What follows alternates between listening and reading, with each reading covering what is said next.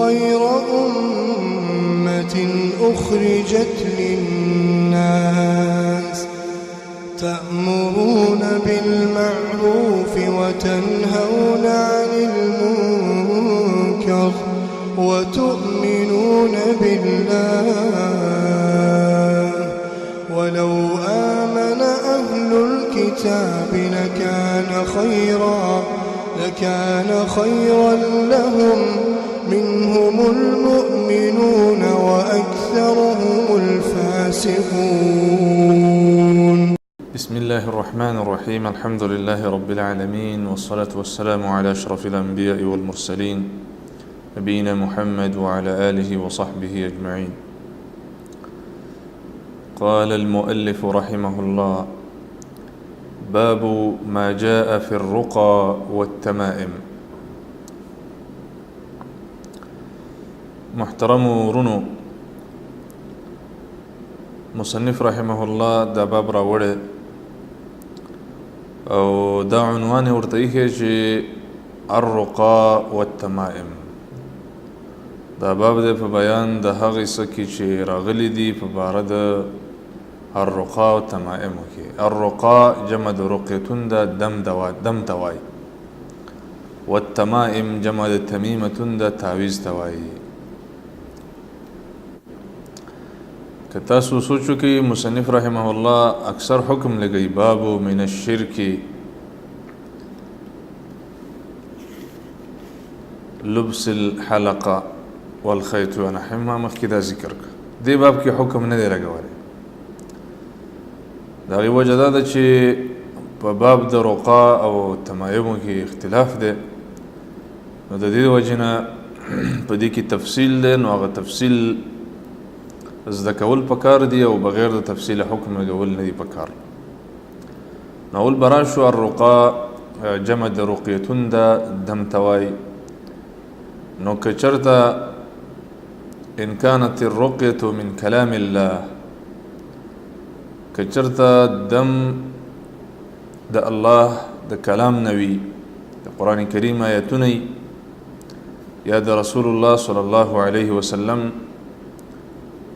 چې کوم احادیثو کې دعاګانې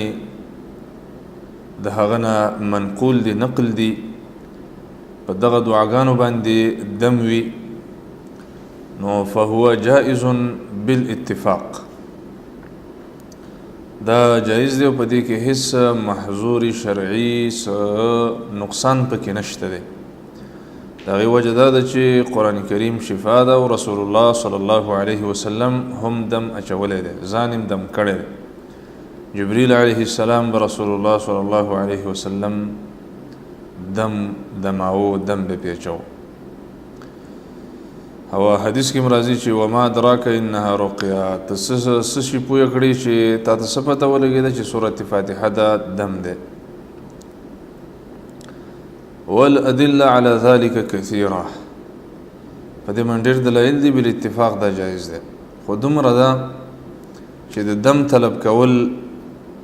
دا د اعلی توکل خلاف دی، ناروا نه دي. دم سړی طلب کولی شي، خو اعلی توکل دا دی چې د دم طلب هم پرېږدي، لکه مخکې حدیث کې دا مسله بیان شوې وه تفصیلي. دویم قسم هغه دم دی چې هغه د غیر الله نه په هغې کې مدد وغوښتلی شي. طلاسم چې ورته وایي، درهه چې ورته وایي، درهې او طلاسم، ساحران چې کوم داسې الفاظ وایي چې څوک یې په معنا نه پوهېږي، نو دغه دمونه چې دي چې په هغې کې د غیر الله نه مدد غوښتلی شوي، یا حامان او یا فرعون او یا قارون، دا قسمه دمونه چې دي د دې د ناجایز وایلو نه تیر شي چې دا جایز دي که نه، دا کفر دی. په دې باندې انسان د اسلامي ملت نه خارجېږي. وجه دا ده چې الاستغاثة بغیر الله شرک، د الله نه ما سوا په بل چا باندې استغاثه کول، هغې ته فریاد کول، دا کفر دی او په دې باندې انسان د ملت اسلامي نه خارجېږي. نو دا د الرقا تفصیل شه د دمونو چې په عربي باندې د الله د کلام نه معنی واضح وي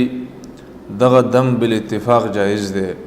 او چې د غیر الله نه پکې مددونه طلب کړي شي کل استغاثه بالشیاطین لکه ساحران په شیطانانو باندې مددونه غوښنه غواړي او صدم درهی وي داسې الفاظ وي چې څوک په معنا باندې نه پوهیږي نو د غیر الله نه مدد غوښتل کفر دی دغسې دمونه حرام ناروا او شرک اکبر دی چې د هغې د وجې نه انسان د اسلامي سرمایې نه محرومه کیږي بل چې التمائم تعویز په دې کې به مختصر داسې ووایو چې تعویزونه که چرته داسې د غیر الله نور څه نومونه پکې لیکل شوي یا جبریل یا میکائیل یا دخې پکې لیکلي یا نور داسې یوه دوه درې پکې لیکلي د شیطانانو نومونه اکثر د ساحران په ابجدو باندې ځان سره په دې الفاظو کې لیکي یوه دوه درې په دې شیانو کې دا هم کفر دی په دې باندې انسان د اسلامي ملت نه خارجېږي دا کار ساحران کوي او د ساحر سزا چې دا ضرب عنقه بالسيف په توره باندې دغه دا سټ وهل پکار دي ځکه چې ساحران په انسانانو باندې ژوند خرابوي مشرکان د شرک کوي د الله سره کفر کوي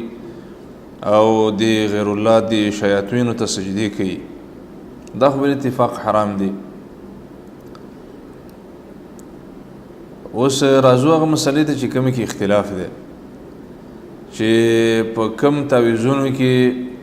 قرآن لیکل شوی یا پکې دعاګانې لیکل شوي صحیح دعاګانې د دې څه حکم دی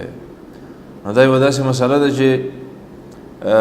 د صحابه کرامو د وخت نه تقریبا په دې کې اختلاف را روان دی خو په دې کې راجحه قول چې علماو راجحه کړی او د عبدالله بن مسعود رضی الله عنه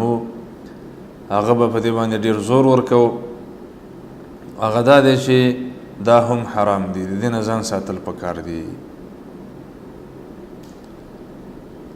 د دې وجه دا ده چې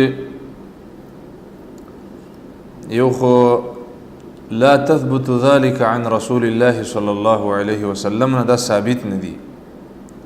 او دویم دا دی چې سدا للذرائع دا چې څوک کوي نو دا نور ظالمان چې دا سحر کوي هغه به پکې راننوځي هغه به پکې خپل سحرونه کوي او په دې بانه باندې چې موږ قرآن لیکو دا څه شوي دي تاسو ته معلومات دي